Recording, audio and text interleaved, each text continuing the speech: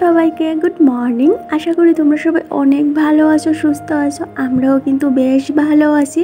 আমার পরিবারে আরও একটি নতুন ব্লগে তোমাদের সবাইকে ওয়েলকাম জানাইতেছি।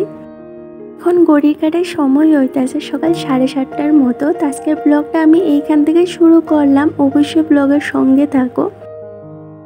আজকে সকালটা শুরু হয়েছে ওই 6:30টার থেকে, কিন্তু সকালবেলা হাজব্যান্ডের ডিউটি আসছিল, এই কারণে ওর টিফিন, তারপরে ওর যে ডিউটি যাওয়ার ড্রেসপত্র এই করতে করতে না 7:30 বাজে গেছে গা।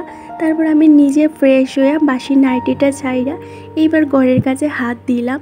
এই গোটা সপ্তাহটায় না হাজব্যান্ডের মর্নিং ডিউটি আসছিল, আর ওর মর্নিং ডিউটি থাকলে না আমার সকালটা ভীষণ চাপে রয়ে যাগা। ওর পিছে দৌড়তে দৌড়তে না সকাল যে কখন জায়গা কইতেই পারি না। তো ও সকালে টিফিন করা, তারপর ওর ব্রেকফাস্ট রেডি কইরা দেওয়া, তারপর ওর ড্রেসপত্র সমস্তটা করতে করতে না ওই 7টা 7:30 বাজে জায়গা। তো ও ডিউটি গেলে তারপরেই কিন্তু আস্তে ধীরে আমি ঘরের কাজগুলি শুরু করি। তো যাই হোক, এইদিকে প্রথমে আগে বাসি বিছনাটা গুছাইয়া নিয়েছি। বাসি বিছনাটা বেশি বেলা কইরা তুলতে নাই, তো আমি জানি না এটা বড়রা যে কই ওইখান থেকে আমি এই জিনিসটা শুনছি। তো সকালে আগে বাসি বিছনাটা গুছাই, তারপরেই কিন্তু বাকি কাজগুলি করি। জানো তো বন্ধুরা, কালকে রাত্রেই না বেশিরভাগ কাজটা কইরা রাইখা দিয়েছিলাম, এই কারণে দেখতে পাইতেছে আজকে সকালবেলা কিন্তু আমার এত বেশি কাজকর্ম নাই। কারণ হাজব্যান্ড আগেই কইরা রাখছিল যে এর গোটা সপ্তাহটা কিন্তু মর্নিং ডিউটি থাকবো, তো তুমি তোমার অনুযায়ী কিন্তু কাজগুলি করবা। তো রাতের দিকে সমস্ত কাজগুলি গুছিয়ে রাইখা দেয়। সকালবেলা যে টুকটাক কাজগুলি থাকে প্রতিদিনই তো করতে লাগে, এই কাজগুলি করি। আর ইদানিং না মনটা বেশি একটা ভালো না, ভীষণ বাড়ির কথা মনে পড়তেছে। আর মারেও কইতেছিলাম আমাদের এখানে আওয়ার লেগা, কিন্তু মা আমারে কইতেছিল এখন গৃহস্থির সময়, ক্ষেত লাগানি হইব, মা আইতে পারতো না। তো মা কইতেছিল এখন আইতাম না, আরও 2-3 মাস পরে আমো। তো আমি মারে কইতেছিলাম দুর্গাপূজার সময় আওয়ার লেগা, তাইলে দুর্গাপূজাটা দেখতে পারবো। এমনিতেও মা বেশি একটা আমাদের এখানে আয়ে না, সবার সঙ্গে যখন আয়ে তাইলেই আয়ে, নাইলে এমনি একা আয়ে না। কিন্তু এবার মা কইছে যে আইব, দেখা যাক, এই আসে বইয়ে রয়েছি। এইদিকে বাসি বিছনাটা গুছানোর পরে হাজব্যান্ড ডিউটি যাওয়ার পর ওই যে ওর জামা কাপড়গুলি খুলে রেখে গেছে, তো এইগুলি একটু বারান্দার মধ্যে মেলা দিলাম, নাইলে না এগুলির মধ্যে ভীষণ ঘামের গন্ধ করে। এই যে গ্রিলটার মধ্যে দেখতেছিলাম একটু মাকড়সার ঝুল, এইখানে না প্রতিদিনই আমার পরিষ্কার করতে লাগে। আজকে এখন করলাম, তো আবার বিকেলবেলা এখানে মাকড়সার ঝুলগুলি দেখা যায়। তো যখনই দেখি একটু পরিষ্কার কইরা দিই, কারণ ঘরের সামনের জায়গাটা এরকম থাকলে ভালো লাগে না। তো যাই হোক, আর এই যে গাছগুলি দেখতেই পারতো যে মানি প্ল্যান্টের লতগুলি ভীষণ লম্বা হয়েছে, তো এইগুলিও কাটিং করতে লাগবো। তো এখন করতাম না, আরও কয়েকদিন পরে করবো, আর একটু লম্বা হোক তারপরে করবো।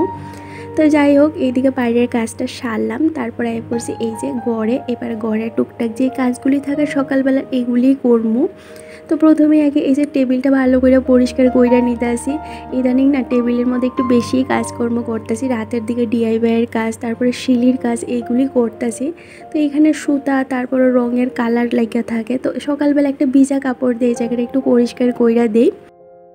আর আমি না প্রতিদিনই কিন্তু ঘর দুয়ার পরিষ্কার করি, কিন্তু দুটোটা রুম একসঙ্গে পরিষ্কার করি না। দুটোটা রুম যদি একসঙ্গে পরিষ্কার করতাম যাই, তাহলে না অনেকটা সময় লেগে জায়গা, আর অনেকটা চাপেরও হয়ে জায়গা। তো একদিন পর পর কিন্তু আমি সমস্ত ঘর দুয়ারে ভালো করে পরিষ্কার করে রাখি, আর এতে না বেশি একটা চাপেরও হয় না। সম্পূর্ণ কাজটা যদি একসঙ্গে করতাম যাই, তাহলে সকালের বেশিরভাগ সময়টা না এই কাজগুলি করতে করতেই জায়গা, তাহলে রান্না বান্নাটা অনেকটা বেলা করে আমার করতে লাগে। আর এই গরমের মধ্যে রান্না করে না এত বেলা করে যাইতে একদমই ইচ্ছে করে না। তো সকালবেলা এই যে কাজগুলি একটু ডিভাইডেড করে সেরে নিলে দেখবা অনেকটা কিন্তু সুবিধা হয়ে যায়, আর রান্না বান্নার কাজটাও কিন্তু তাড়াতাড়ি করা যায়। তো এই যে মোটামুটি সকালবেলার যে টুকটাক ডাস্টিংগুলি থাকে, ক্লিনিং পরিষ্কার করা, এগুলি এবার কইরা নিতেছি। তো বেশ অনেক দিন হয়ে গেছে শোকেসটা ক্লিন করে হইতেছিল না, আর দেখতে পাইতেছি এত পরিমাণ ধুলা জমা রয়েছে। তোমরা তো দেখতেই পাও আমার ঘরে বেশি একটা জায়গা নেই, এই অল্প জায়গার মধ্যে সমস্ত জিনিসগুলি এইভাবে সাজায় গুছায় রাখার চেষ্টা করি। আর এই যে ঘরের কোনাগুলি, এগুলি তো প্রতিদিন আর হাত দিতে পারি না বা পরিষ্কার করতেও পারি না। তো যখন একটু সময় পাই তখন কিন্তু ঘরের প্রতিটা কোনাই ভালো করে পরিষ্কার করে রাখি। বড়রা কয় যে ঘরের কোনাগুলি ভালো করে পরিষ্কার করে রাখার দরকার, নাইলে মা লক্ষ্মী কিন্তু কোনো দিনে ঘরে বিরাজমান করে না। তো যতটা পারি চেষ্টা করি ঘর দরটা সুন্দর করে গুছিয়ে পরিপাটি করে রাখার। আর একটা সাধারণ রুটিন ফলো করলেও দেখবো সমস্ত কাজগুলি কিন্তু হয়ে যায়গা। তার উপরে এই যে রান্না বান্নাটা থাকে এইটাও তো করতে লাগে, কিন্তু এই যে সকালে আধা ঘন্টা 1 ঘন্টা 15 মিনিট যেই দিন যেই রকম সময় হয় ওই দিন কিন্তু সেই রকম সময় দিয়ে সমস্ত কাজগুলি করি। আর এই তো শোকেসটাও ভালো করে পরিষ্কার করলাম, আর তার সঙ্গে কিন্তু টিভিটাও ভালো করে পরিষ্কার করে নিছি। আর এই যে সামনের ঘরে বেডের পাশে এই যে টেবিলটা রাখা আছে এইটাও একটু ভালো করে চাইরা নিলাম। এইখানে সাধারণত আমার হাজব্যান্ডের যাবতীয় জিনিসপত্রগুলি থাকে। তো এখন এই যে ঠাকুর ঘরের যে ধূপকাঠি স্ট্যান্ডটা বা ওই যে থালাটা থাকে এইটাও কিন্তু উঠাইয়ে রেখে দিছি। আর আজকে অনেক দিন হচ্ছে ঠাকুর ঘরটাও পরিষ্কার করা হইতাছে না, তো ভাবলাম আজকে করবো, কিন্তু এখন দেখতেছি ঠাকুর ঘর যদি নিয়ে পরিষ্কার করতাম শুরু করি তাহলে অনেকটাই লেট হয়ে যাবে। তো ভাবলাম আজকে আর করতাম না, কালকে করবো। কারণ ঠাকুর ঘর পরিষ্কার করতে গেলে দেখবো অনেকটা সময় জায়গা, প্রতিটা জিনিস সরাই ভালো করে পরিষ্কার করে আবার গুছিয়ে রাখতে লাগে। তো আজকে আর এটাই হাত দিতাম না, কালকে পরিষ্কার করবো। এই তো আমার কিন্তু সকালের যে ক্লিনিং ডাস্টিং ঘরটার পরিষ্কার করা গুছানি সমস্তটাই কমপ্লিট হয়ে গেছে গা। এবার এই যে ঘরটা ভালো করে ঝাড়ু দিয়ে দিতেছি, তারপর ঘরটা মুছমু। ড্যাশ ক্রিয়েশন আইডি থেকে কমেন্ট করছিল যে আমার হাজব্যান্ড কি করে। আমার হাজব্যান্ড একজন স্টাফ নার্স। তো আমার হাজব্যান্ড বর্তমানে ওটিতে কাজ করে। তো তোমরা অনেকেই জানতে চাও আমার হাজব্যান্ড কি করে বা কি কাজ করে, আমরা কোথায় থাকি। তো আমরা জলপাইগুড়িতে থাকি আর আমার হাজব্যান্ড একজন staff nurse.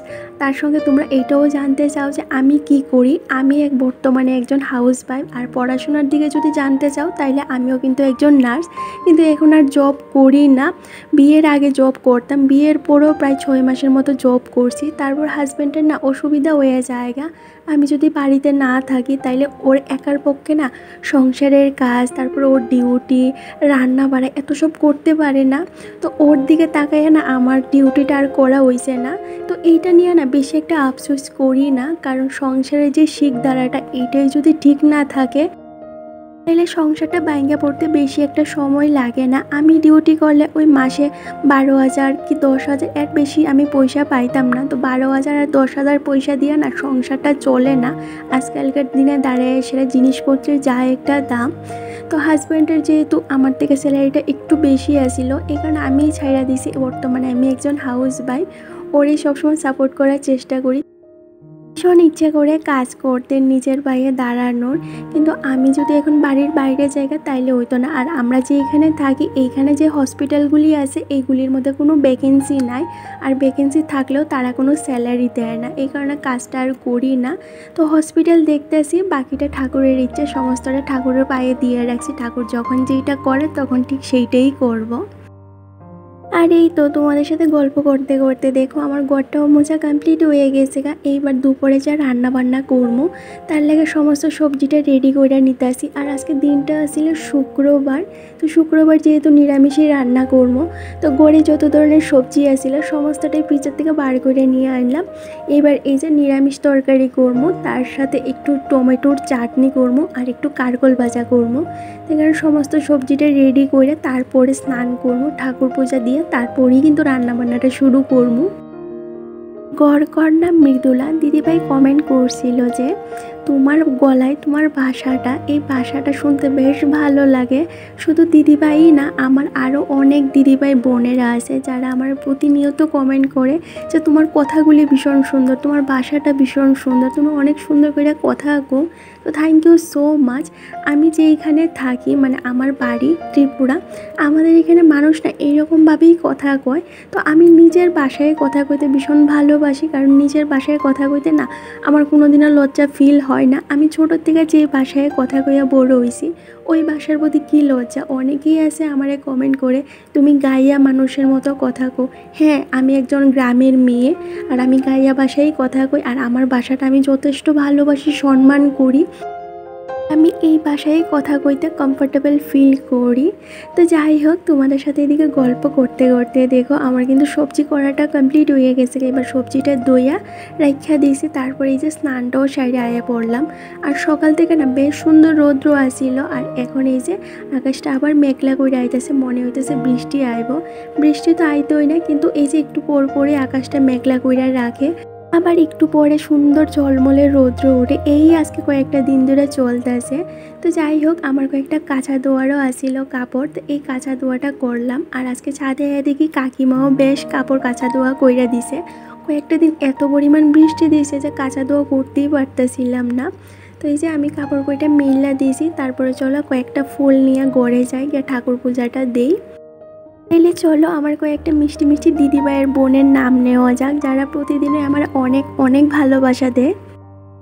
Sanjay Das, Subhajit Mondal, SM simple housewife, Tumpi Barman, Boni Sen, Biswas Tapti, Moumita Majumdar, Suban Roy, TP mega official, Shubhra পেটু, আয়েশা খাতুন, রাখি মণ্ডল দিদিভাই, গড়কন্যা Mridula, Susmita De, Suhana Khan, Amrita blog, Basundhara, angel Miti, the creation, Piu in USA। Thank you so much আমার প্রতিটা দিদিভাই আর বোনরে এতটা ভালোবাসার, এতটা সাপোর্ট করার লেগে।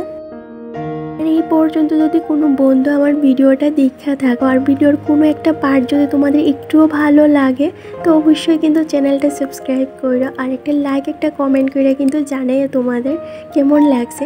কারণ তোমাদের এই লাইক আর কমেন্ট আর সাপোর্টটা না আমার ভীষণ মোটিভেট করে আগামী দিন আরও নতুন নতুন ভিডিও তোমাদের সাথে শেয়ার করতে। এই যে তোমরা কমেন্ট করে দিদিভাই তোমার হাতের কাজ ভীষণ সুন্দর, তোমার কাজগুলি দেখতে ভালো লাগে, তোমার কাছ থেকে অনেকটা এনার্জি পাই আমরাও সংসারের কাজগুলি করার। তো আমারও না সংসারের কাজগুলি করতে এতটা ভালো লাগতো না প্রথম দিকে, প্রতিদিনের একঘেয়েমি কাজগুলি না বিরক্ত হয়ে যাইতাম গা।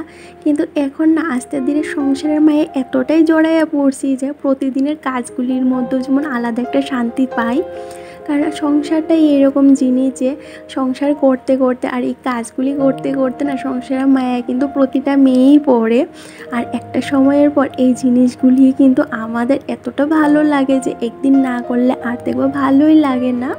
তো আমারও সেই রকমই। আর বাড়ির থেকে এত দূরে থাকি, তো এইখানে আমাদের বলতে কোনো কিছুই নাই, আছে বলতে এই যে আমার ঘরটার সংসারটা আর আমরা টোনাটুনি, এইটা নিয়ে কিন্তু আমার সারা দিন যায়। আর এতে না আমার কোনো দিনে কিন্তু ক্লান্ত মনে হয় না যে এই কাজগুলি করতেছি আমার পরিশ্রম লাগতেছে, ভালো লাগতেছে না, এইরকম কিন্তু কোনো দিনই লাগে না। যেদিন শরীরটা ভালো না থাকে ওই দিন অন্যরকম ব্যাপার, কিন্তু শরীর ভালো থাকলে না কোনো দিনে কিন্তু কাজে ফাঁকি দেই না, সমস্ত কাজগুলি কিন্তু একদম সকাল থেকে সুন্দর করে স্টেপ বাই স্টেপ করার চেষ্টা করি। যাই হোক, এইদিকে দেখো কাপড়গুলি দিয়া তেল সিঁদুরটা দিয়ে দিলাম, তারপর ঠাকুর পূজাটা দিয়ে পড়ছি রান্না করে। এবার রান্নাটা বয়াই দিলাম, একদিকে ভাত বয়াইছি আর একদিকে ডাল। আর আজকে রান্না করতেছি মুগ ডাল, এই কারণে একটু ডালটা বাইচা তারপর জল দিয়ে দিলাম। আর ভাতটাও কিন্তু অলমোস্ট হয়ে গেছে গা, আর একটু ওইলি নামাইলামও। আর আমি যখন রান্না করি তখন কিন্তু চুলগুলি ভালো করে বাইন্দা তারপরেই রান্নাটা করি, কারণ রান্না করে চুল খোলা রেখে রান্না করতে নাই। এইটা আমার মা আমারে কইছে, তো যবার থেকে আমি জিনিসটা জানতে পারছি তখন থেকে কিন্তু চুলটা ভালো করে বাইন্দা তারপরেই রান্না বান্না করি। এইদিকে আমার রান্না বান্নাটা কমপ্লিট হয়ে গেছে, কারণ ডাল তার সাথে 5 মিশালি তরকারি, মিষ্টি চাটনি আর ভাজা। তো আজকের জন্য এই পর্যন্ত, দেখা হইব নেক্সট ব্লগে। টাটা।